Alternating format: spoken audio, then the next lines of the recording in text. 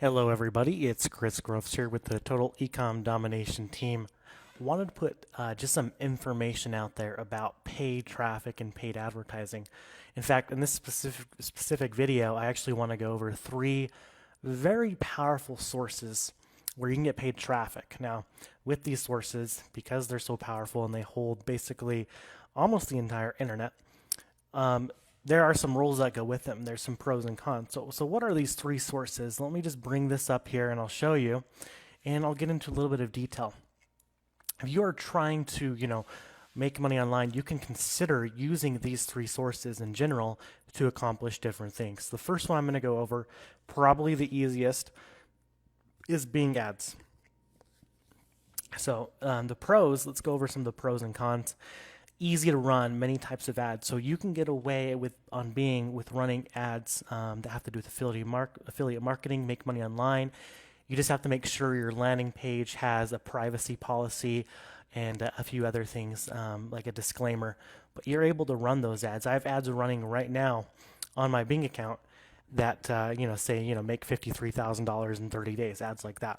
So that's one thing with Bing, is they're more lenient than the other two networks, which I'm going to be talking about here in just a minute. So you can get away with running more types of offers. Pretty affordable too, just across the board. You're not going to pay that much in Bing for search traffic. And it's very easy to use and set up. You're just going to pick your keywords and you're pretty much good to go. Now, the con with Bing ads, and Bing is also combined with Yahoo. So here's Bing right here as an interface. If I was to go type in cars, for example, just like in Google, you're going to see ads that are going to pop up, usually on the right-hand side, right over here on the page. Sometimes they pop up here as well. It looks like this is most likely an ad. Usually the first link is. So that's kind of what it's like to advertise in Bing. Let me go back over here. And some of the cons really, Bing and Yahoo combined only hold about 30% of internet traffic. I mean, that's still a lot of traffic, but it's not as much compared to other sources. And sometimes the quality is not as great as the other two sources. So that's something that you need to keep in mind, that you're not always going to get as high of quality. So that's Bing. And then Google Adwords.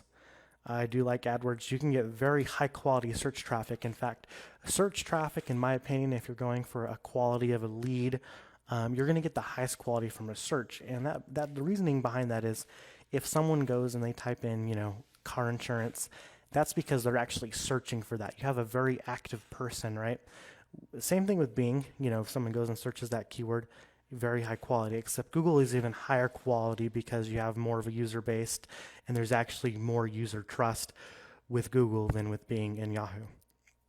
Okay, and there's tons of volume, and that goes for both the search and the display network. And that's another thing AdWords has that's really, really powerful, is the display network. And you can actually get very, very cheap traffic from the display network. Not so much from the search network. I mean, there are exceptions. I'll talk about that in just a minute. But Google and its third-party advertisers or network has a very, very large reach, because there's a lot of blogs out there, a lot of websites. If you were to go onto a blog or a website, you're more than likely going to see AdSense ads. These are display banners that pop up. Sometimes there's text ads that pop up, and then those are people hosting.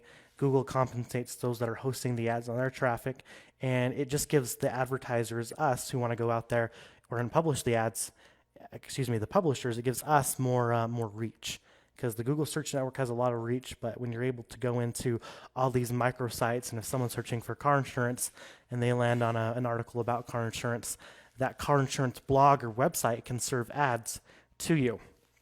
Okay. Some of the cons, once again, Google doesn't like affiliate or make money online offers. You just really can't get around those.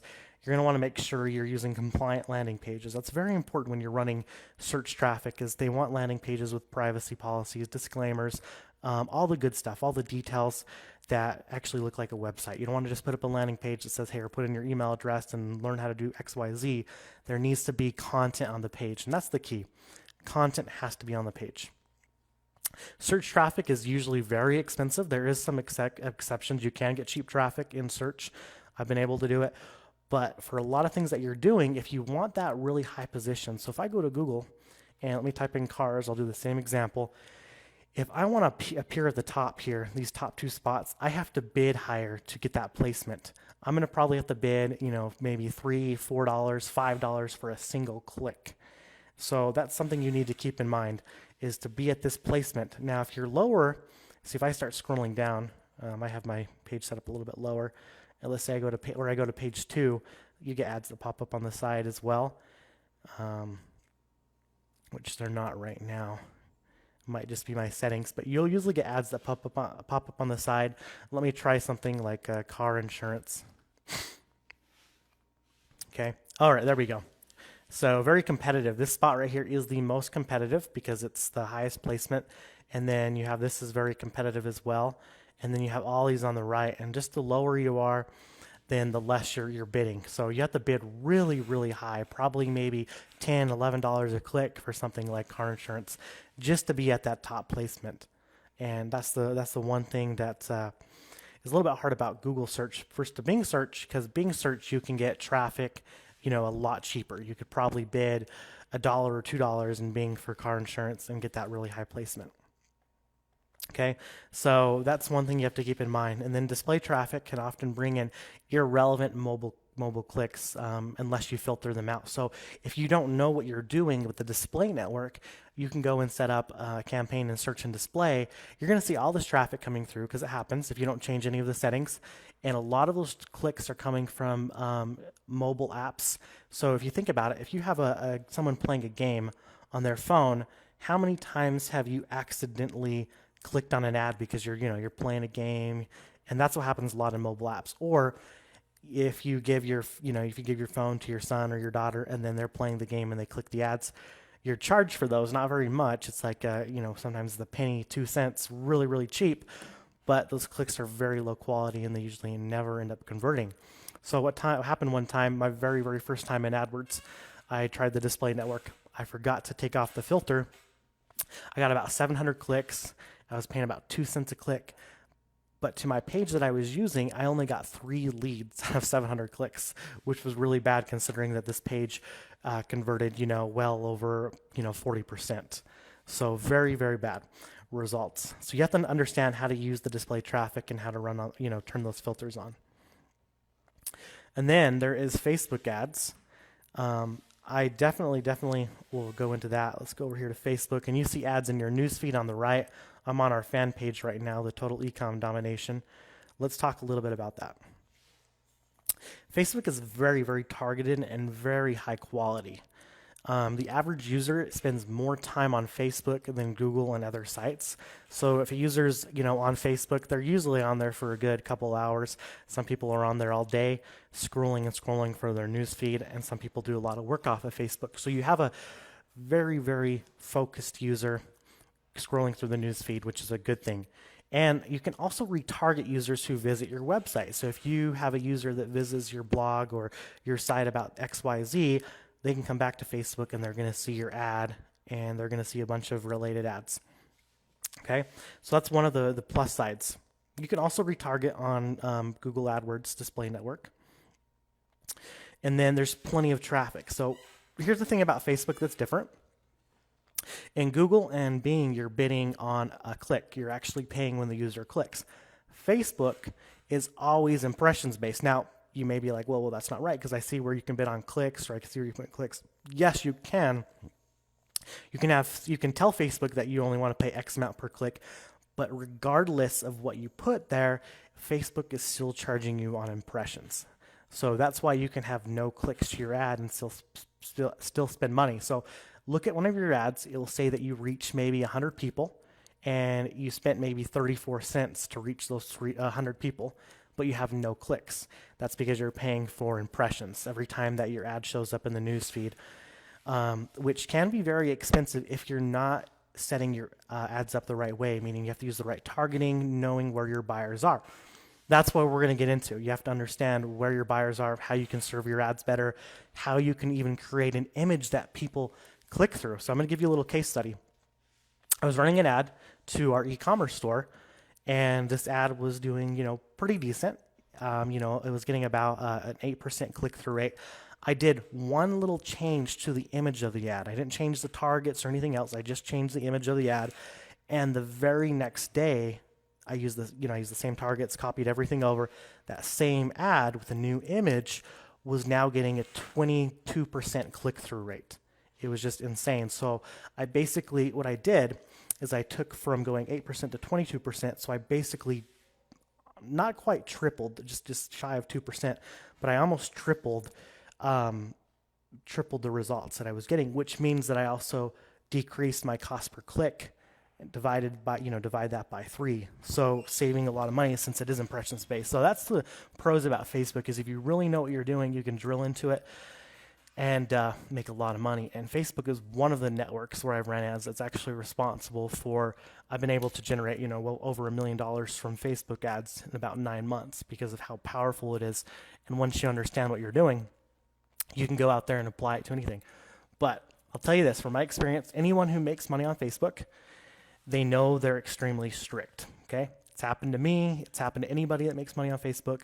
Your account is going to get, your account will get banned probably at one point or another.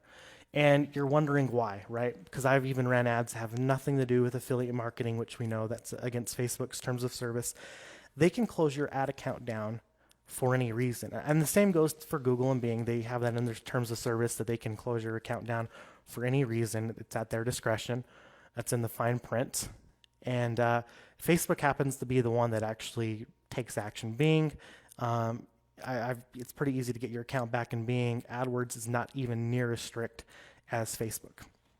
So they can close your ad account down for any reason. So if someone hides or flags your ad, then the policy team with Facebook can look at it and they can close your account down. That's one thing. But you got to know what you're doing, right? There's always a way around things.